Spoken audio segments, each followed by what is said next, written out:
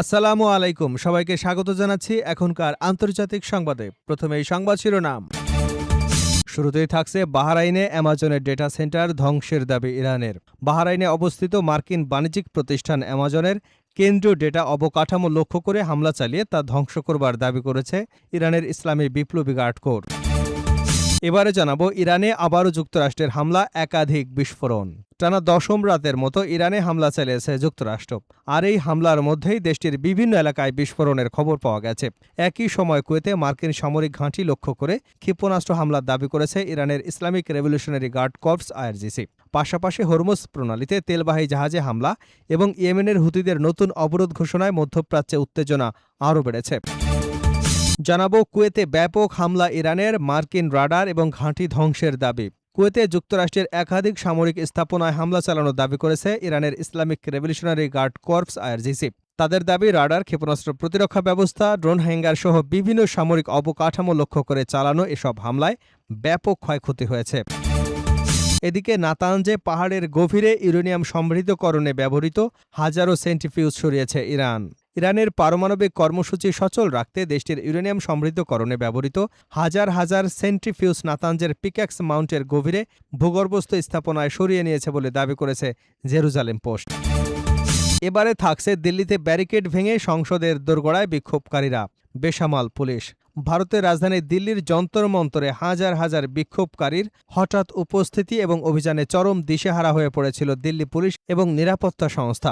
কঠোর নিরাপত্তা এবং ইন্টারনেট বন্ধ থাকার পরও গতকাল সোমবার বিক্ষোভকারীরা এক অভূতপূর্ব পরিস্থিতিতে ভারতের পার্লামেন্ট ভবনের কাছাকাছি পৌঁছে যান। এবং সর্বশেষ জানাবো, সরছে ইসরায়েলি দখলদাররা, প্রবেশ করছে লেবাননের সেনাবাহিনী। যুক্তরাষ্ট্রের মধ্যস্থতায় হওয়া চুক্তির অংশ হিসেবে ইসরায়েলি সেনাবাহিনী দক্ষিণ লেবাননের জাউতার আল গারাবিয়া এলাকা থেকে সরে যাচ্ছে। প্রায় একই সময় সেখানে মোতায়েন শুরু করেছে লেবাননের সেনাবাহিনী। মঙ্গলবার আল জাজিরার প্রতিবেদনে এ তথ্য জানানো হয়। এতক্ষণ শুনছিলেন সংবাদ শিরোনাম, এখন বিস্তারিত। তার আগে আপনি যদি ইরানের পক্ষে থাকেন তাহলে চ্যানেলটি সাবস্ক্রাইব করে ভিডিওতে একটি লাইক দিন আর কমেন্টসে লিখুন স্ট্যান্ড উইথ ইরান। বাহরাইনে অ্যামাজনের ডেটা সেন্টার ধ্বংসের দাবি ইরানের।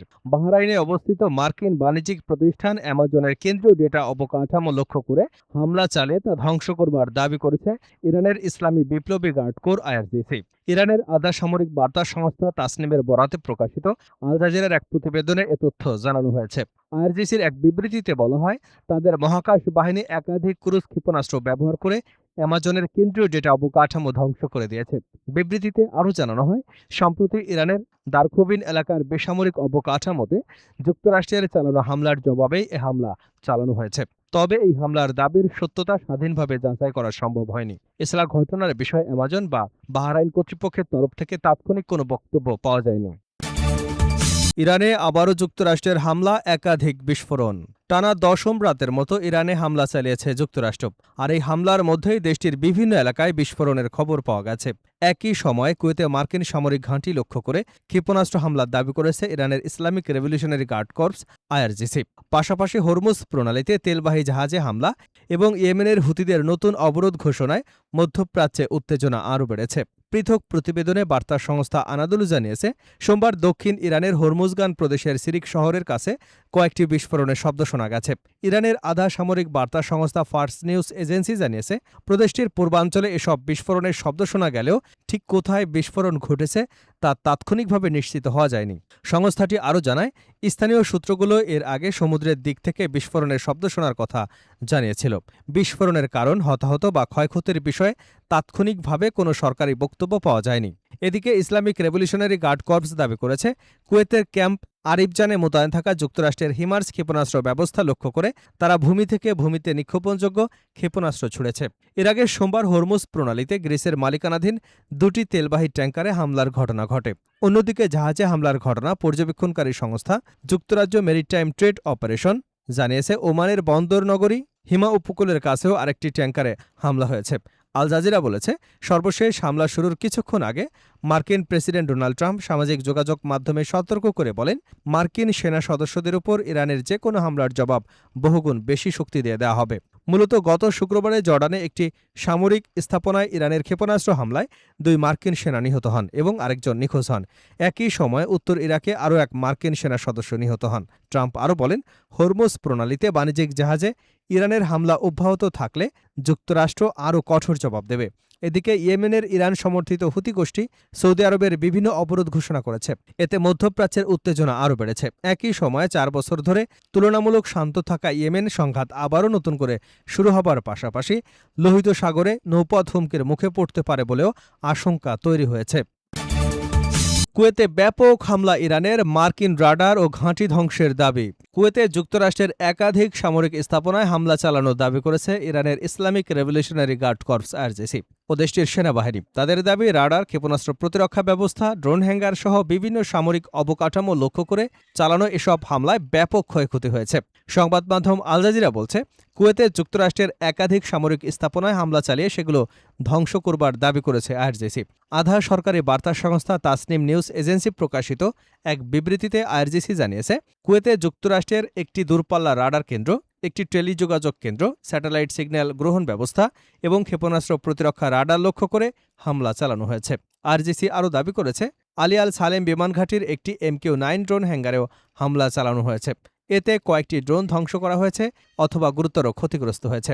আইআরজিসি পরে দ্বিতীয় একটি বিবৃতি দিয়ে কুয়েতে যুক্তরাষ্ট্রের আরও সামরিক স্থাপনায় হামলার দাবি করে। তাসনিম নিউজ এজেন্সির প্রকাশিত ওই বিবৃতিতে বলা হয়, আহমেদ আল জাবের ঘাঁটিতে আগাম সতর্কীকরণ রাডার, একটি ক্ষেপণাস্ত্র প্রতিরক্ষা রাডার ব্যবস্থা, একটি FPS-117 রাডার, প্যাট্রিয়ট প্রতিরক্ষা ব্যবস্থা, একটি আকাশ প্রতিরক্ষা স্যাটেলাইট যোগাযোগ ব্যবস্থা লক্ষ্য করে হামলা চালিয়ে সেগুলো ধ্বংস করে দেওয়া হয়েছে। আইআরজিসি জানায়, পরবর্তী ক্ষেপণাস্ত্র ড্রোন হামলার আগে এ অঞ্চলে রাডার নজরদারি দুর্বল করতে এই অভিযান চালানো হয়েছে। এদিকে ইরানের সেনাবাহিনীও দাবি করেছে, তারা কামিকাজে ড্রোন ব্যবহার করে কুয়েতে যুক্তরাষ্ট্রের 3টি গুরুত্বপূর্ণ সামরিক স্থাপনা গুঁড়িয়ে দিয়েছে। তাসনিম নিউজ এজেন্সি প্রকাশিত এক বিবৃতিতে সেনাবাহিনী জানায়, ক্যাম্প আরিফজানে প্রশাসনিক ভবন এবং দিক নির্দেশনাকারী অ্যান্টেনা, ক্যাম্প আল আদিরের হেলিকপ্টার পার্কিং এলাকা, আহমেদ আল জাবের ঘাঁটির সেনা সদস্যদের অবস্থান লক্ষ্য করে হামলা চালানো হয়েছে। বিবৃতিতে আরও বলা হয়, যুক্তরাষ্ট্রের সন্ত্রাসী বাহিনীর অপতৎপরতার কারণে এই অঞ্চলে নিরাপত্তা বিঘ্নিত হয়েছে। যুক্তরাষ্ট্রের বিরুদ্ধে লড়াইয়ের মাধ্যমে ইসলামী প্রজাতন্ত্র ইরানের সশস্ত্র বাহিনী এ অঞ্চলে নিরাপত্তা এবং শান্তি পুনঃপ্রতিষ্ঠার চেষ্টা করেছে। আহমেদ আল জাবের ঘাঁটি এবং আলী আল সালেম বিমান ঘাঁটিতে হামলার কথা জানিয়েছে আইআরজিসি। বিবৃতি প্রকাশের পরপরই ইরানের সেনাবাহিনী এ নতুন বিবৃতি দেয়। নাতাঞ্জে পাহাড়ের গভীরের ইউরেনিয়াম সমৃদ্ধকরণে ব্যবহৃত হাজারো সেন্ট্রিফিউজ সরিয়েছে ইরান। ইরানের পারমাণবিক কর্মসূচি সচল রাখতে দেশটির ইউরেনিয়াম সমৃদ্ধকরণে ব্যবহৃত হাজার হাজার সেন্ট্রিফিউজ নাতাঞ্জের পিকঅক্স মাউন্টেনের গভীর থেকে সরিয়ে নিয়েছে বলে দাবি করেছে জেরুজালেম পোস্ট। মার্কিন এবং ইসরায়েলি কর্মকর্তাদের বরাতে সংবাদ মাধ্যমটি জানিয়েছে, গত বছরে এসব সেন্ট্রিফিউজ পাহাড়ের গভীরে স্থানান্তর করা হয়। 2025 সালের জুনে ইরান এবং ইসরায়েলের মধ্যে 12 দিনের যুদ্ধের পর এই পদক্ষেপ নেওয়া হয় বলে প্রতিবেদনে উল্লেখ করা হয়েছে। ওই যুদ্ধে যুক্তরাষ্ট্র এবং ইসরায়েলের ইরানের 3টি গুরুত্বপূর্ণ পারমাণবিক স্থাপনায় ব্যাপক হামলা চালায়। যুক্তরাষ্ট্র এই অভিযানের নাম দিয়েছিল অপারেশন মিডনাইট হ্যামার। মার্কিন এবং ইসরায়েলি কর্মকর্তাদের আশঙ্কা, সংবেদনশীল পারমাণবিক সরঞ্জাম পাহাড়ের এত গভীরে সরিয়ে নেওয়ার মাধ্যমে তেহরান বড় ধরনের সামরিক হামলার পরও ইউরেনিয়াম সমৃদ্ধকরণ কার্যক্রম চালিয়ে যাওয়ার সক্ষমতা ধরে রাখতে চাইছে।